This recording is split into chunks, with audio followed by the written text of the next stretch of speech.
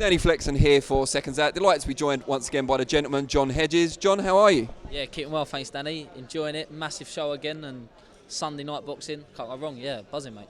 Saw you up there on the top table for the press conference and you're about as tall as a heavyweight that was next to you, Fabio Wardley. How do you make light heavyweight? We used to ask that about super middle, but even at 175.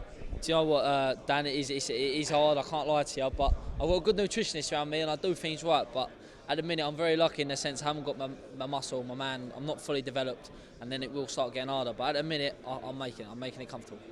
You're on a different show from your stablemate Johnny Fisher this time around. How has that affected ticket sales? Oh mate, loads better. I've got my ringside tickets back now, so everyone at the gym, they'll be obviously buying from me. And yeah, I've got good support behind me. I should do a good number of tickets. Obviously Sunday makes it a little bit harder, but I still do 200-300 if not more.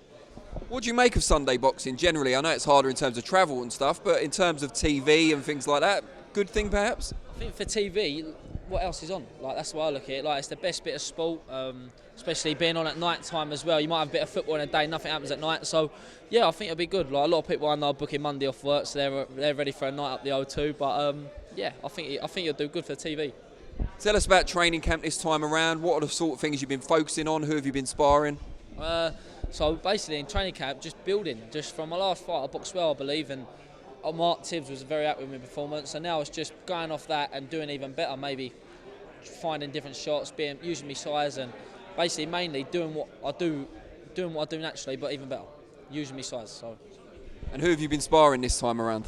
Dan Azeez, I had a lot of rounds with when he come down last week. Sparred really well against Dan. Then I've been there's another cruiserweight down our gym who trains himself, sort of thing. Alois, who's just signed with Frank Warren. So yeah, I'm never really sparring people my weight. I'm always sparring cruiserweights or heavyweights, and I even mix in with Johnny Fisher, and if Johnny Fisher's sparring sometimes. So I can't knock it. It's only toughening me up.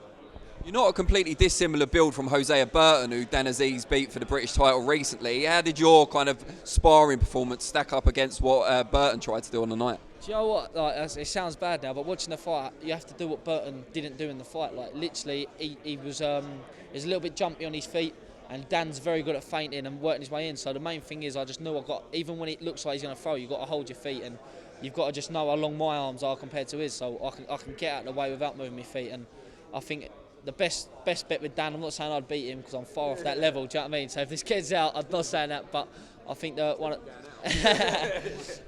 main thing with him is to hold your feet and use your range, and we have a good spar. He's a very good fighter.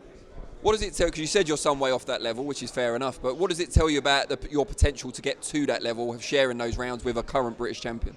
100%. I'll get there. I will be there. I'll be a British champion, and please God, we push on for a world title because that's the ultimate goal. But if I can mix with them at 19, I'd like to think by 21, 22, I'm beating them. What's been the key to your development at the Origins gym? Because as you said, your last performance was probably your best so far as a pro. It's kind of clicking into gear now. I'm sure it's not just about moving up in weight. What is it about Mark, Jimmy and the team there that have brought you on? Got a superb team, Dan. We've got, I'd say, the best strength and conditioner in Sonny Cannon. Mark Tibbs, Jimmy Tibbs, their father and son duo, who they know the game inside out.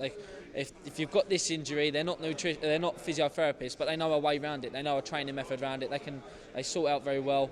And even the gym itself, owned by Kevin, it's a very good gym. It's got everything in: weights, strength conditioning, massive sparring gym, like sparring ring and all that. So yeah, everything's brilliant. I can't ask for no better. And you said up there as well that you feel you've got a similar build to Lawrence Okoli. How far weight-wise do you see yourself going? To cruiser or all the way to heavy one day? I believe I'll stop at cruiser. I think I'll be a massive cruiserweight, and I'll hopefully people ask Lawrence the same thing. How do you make cruiser?